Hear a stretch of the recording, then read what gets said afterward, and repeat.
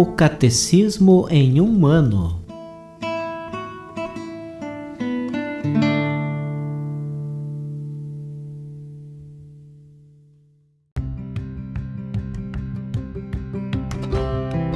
Olá, eu sou o Alesiandro, seminarista da Diocese de Ponta Grossa, Paraná. Você está ouvindo o podcast O Catecismo em um ano. Vamos ler todo o Catecismo da Igreja Católica ao longo de 365 episódios. Estamos utilizando a tradução em português apresentada pela CNBB em 2013, baseada na edição típica em latim. Baixe o plano de leitura por meio de um link que você encontra na página do Instagram, @o Catecismo em um ano, ou na descrição deste podcast.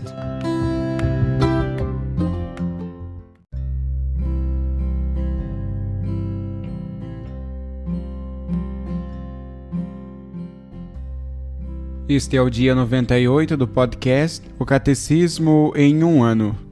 Nós estamos lendo a primeira parte do Catecismo sobre a profissão de fé, na segunda sessão sobre os símbolos da fé, no capítulo 3º, Creio no Espírito Santo. E hoje nós iremos ler os números de 748 a 757.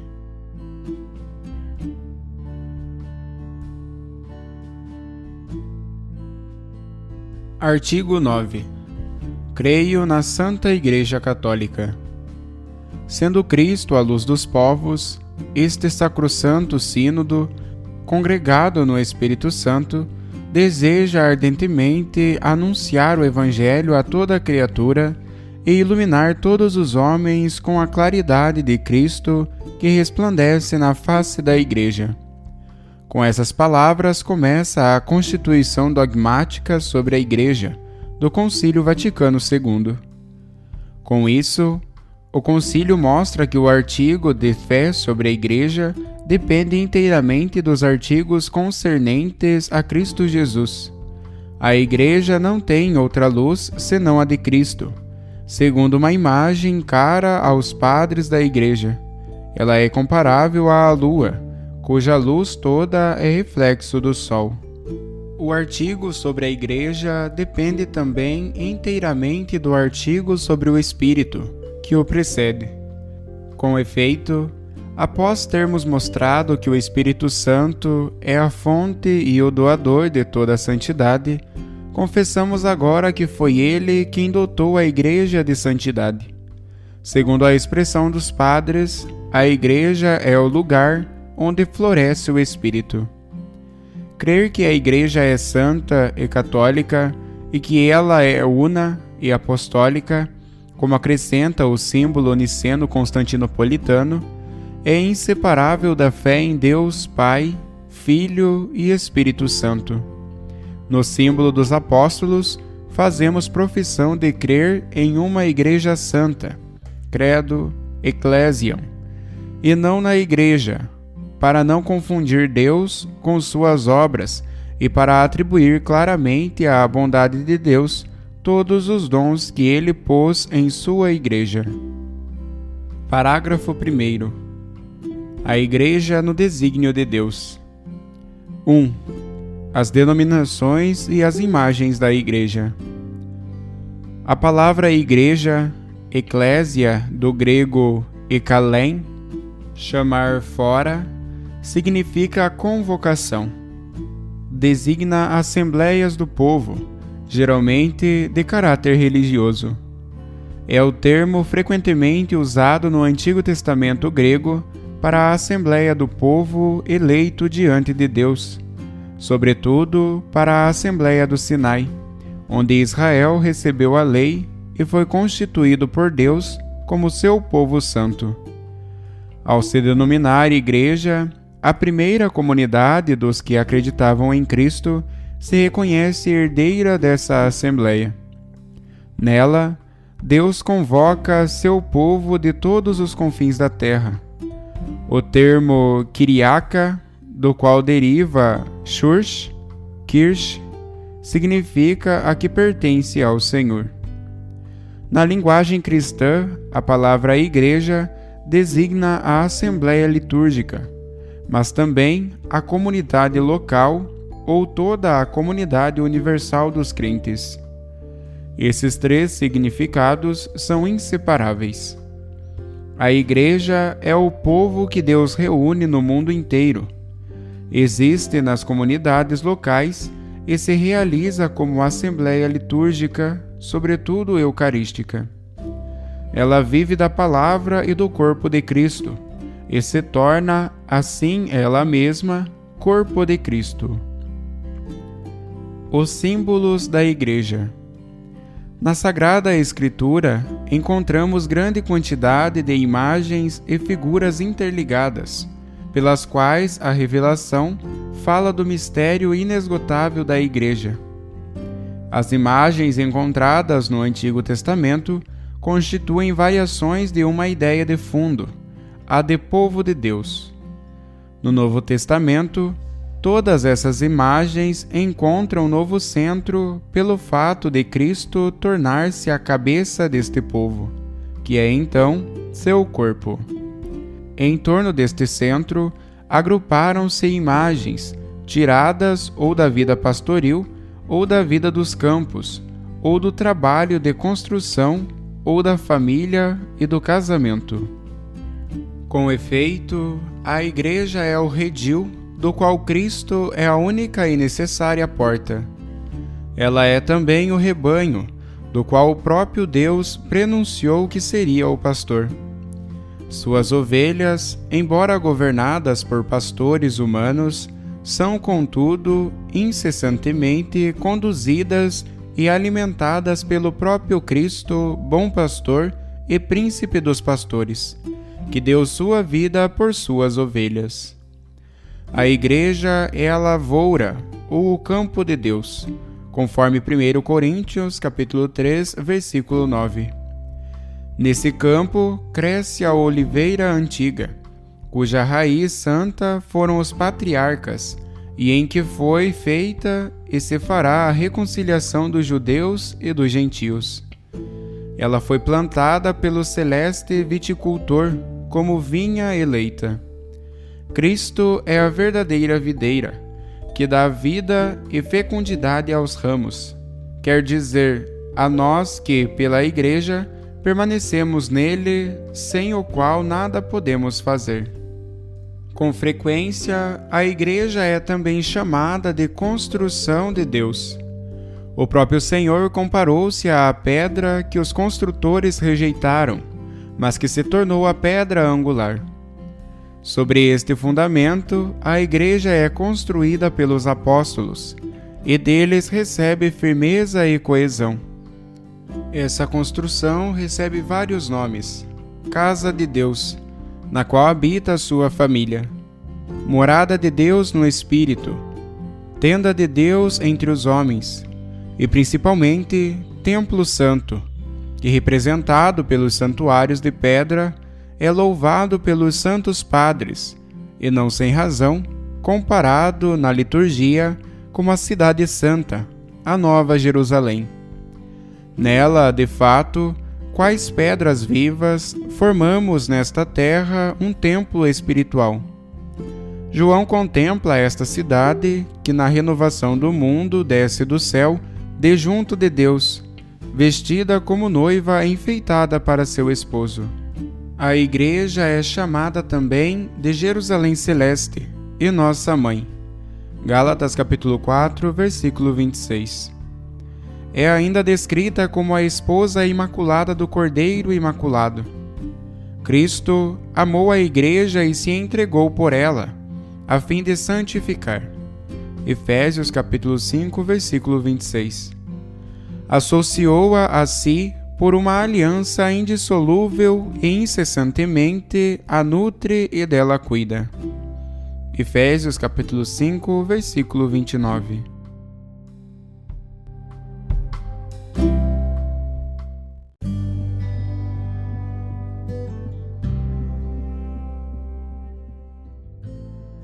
Como comentário adicional para o dia de hoje, nós iremos ouvir a catequese do Papa Francisco, que foi proferida na audiência geral na Praça de São Pedro, no dia 22 de maio de 2013, com o tema Creio na Igreja Una, Santa, Católica e Apostólica.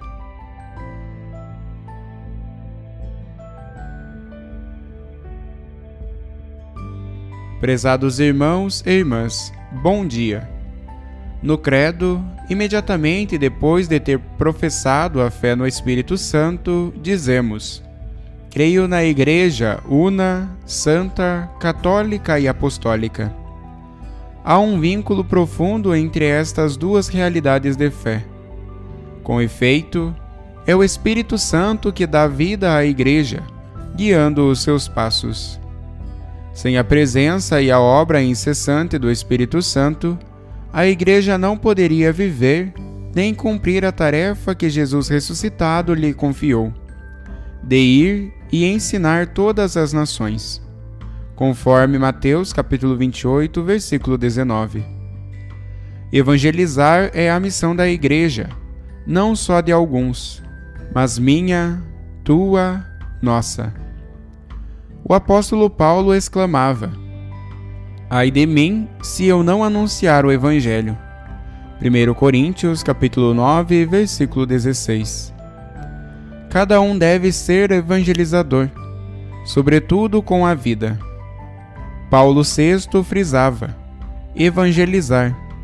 A graça e a vocação própria da Igreja, a sua identidade mais profunda. Ela existe para evangelizar. Exortação Apostólica Evangelii Nunciandi, número 14. Quem é o verdadeiro motor da evangelização na nossa vida e na Igreja? Paulo VI escrevia claramente: Ele, o Espírito Santo, é aquele que ainda hoje, como nos inícios da Igreja, age em cada um dos evangelizadores, que se deixa possuir e conduzir por ele, e põe na sua boca as palavras que sozinho não poderia encontrar, ao mesmo tempo que predispõe a alma daqueles que escutam a fim de a tornar aberta e acolhedora para a boa nova e para o reino anunciado. Então, para evangelizar, é necessário abrir-se de novo ao horizonte do Espírito de Deus, sem ter medo do que nos pede e do lugar para onde nos guia. Confiemo-nos a Ele. Ele tornar-nos-á capazes de viver e de dar testemunho da nossa fé e iluminará o coração de quem encontrarmos. Foi esta a experiência de Pentecostes, aos apóstolos reunidos com Maria no cenáculo. Apareceu-lhes então como línguas de fogo que se repartiram e pousaram sobre cada um deles. Ficaram todos cheios do Espírito Santo e começaram a falar em línguas, conforme o Espírito Santo lhes concedia que falassem. Atos dos Apóstolos, capítulo 2, versículos 3 e 4. Pousando sobre os apóstolos, o Espírito Santo fá-los sair da sala onde se encontram fechados, com medo, leva-os a sair de si mesmos e transforma-os em anunciadores e testemunhas das maravilhas de Deus. Versículo 11. E essa transformação realizada pelo Espírito Santo reflete-se na multidão que acorreu ao lugar proveniente de todas as nações que há debaixo do céu. Versículo 5. Para que cada um ouça as palavras dos apóstolos como se fossem pronunciadas na própria língua, conforme o versículo 6. Aqui há um primeiro efeito importante da obra do Espírito Santo, que guia e anima o anúncio do Evangelho, a unidade, a comunhão. Em Babel, segundo a narração bíblica, tiveram início a dispersão dos povos e a confusão das línguas, fruto do gesto de soberba e de orgulho do homem que queria construir, somente com as suas forças e sem Deus, uma cidade e uma torre cujo cimo atingia os céus. Gênesis capítulo 11, versículo 4. No Pentecostes, essas divisões são superadas.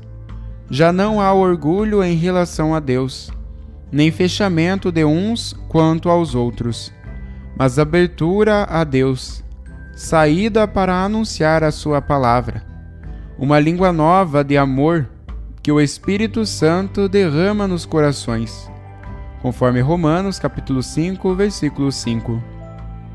Uma língua que todos podem compreender e que, acolhida, pode ser expressa em cada existência e cultura. A língua do Espírito, do Evangelho, é a língua da comunhão, que convida a superar fechamentos e indiferenças, divisões e oposições. Cada um deve perguntar: como me deixo guiar pelo Espírito Santo, de modo que a minha vida e o meu testemunho de fé sejam de unidade e comunhão? Levo a palavra de reconciliação e amor, que é o Evangelho, aos ambientes onde vivo?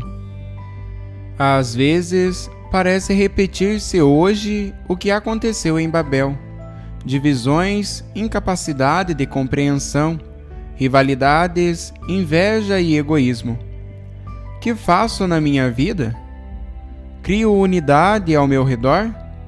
Ou divido com mexericos, críticas e inveja? O que faço? Pensemos nisso. Levar o Evangelho é anunciar e viver em primeiro lugar a reconciliação, o perdão, a paz, a unidade e o amor que o Espírito Santo nos dá. Recordemos as palavras de Jesus: disto todos conhecerão que sois meus discípulos, se vos amardes uns aos outros. João capítulo 13, versículos 34 e 35. Um segundo elemento. No dia de Pentecostes, Pedro, cheio de Espírito Santo, põe-se de pé com os 11 e em voz alta, Atos dos Apóstolos capítulo 2, versículo 14, e com franqueza, versículo 29, anuncia a boa notícia de Jesus, que deu a sua vida pela nossa salvação e que Deus ressuscitou dos mortos. Eis outro efeito da obra do Espírito Santo: a coragem de anunciar a novidade do Evangelho de Jesus a todos com franqueza, parresia, em voz alta, em todos os tempos e lugares. E isto se verifica também hoje para a Igreja e para cada um de nós.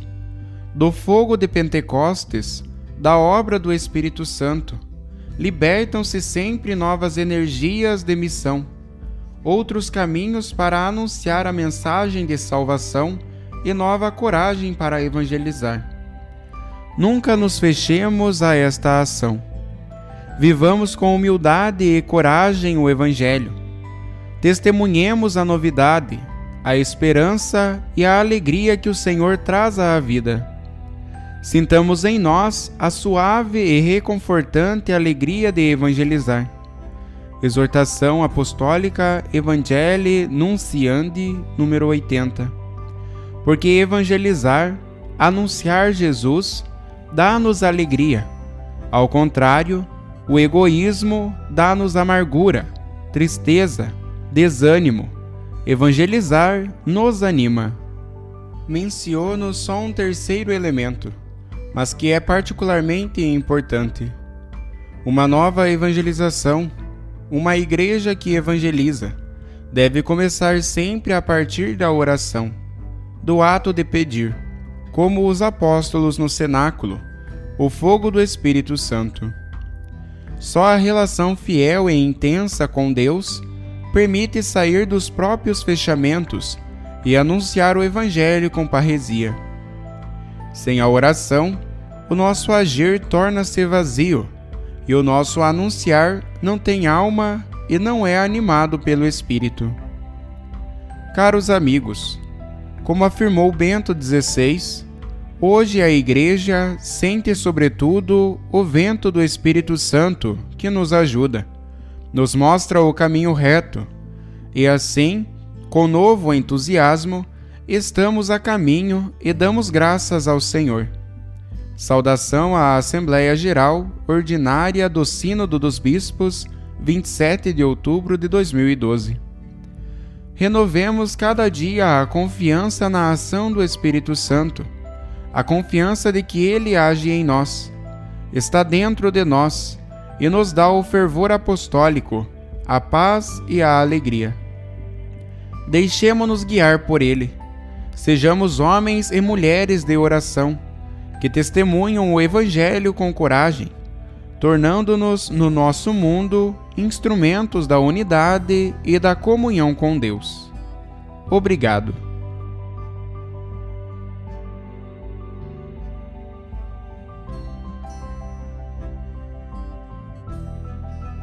Os textos das catequeses papais encontram-se na íntegra no site da Santa Sé, vatican.va.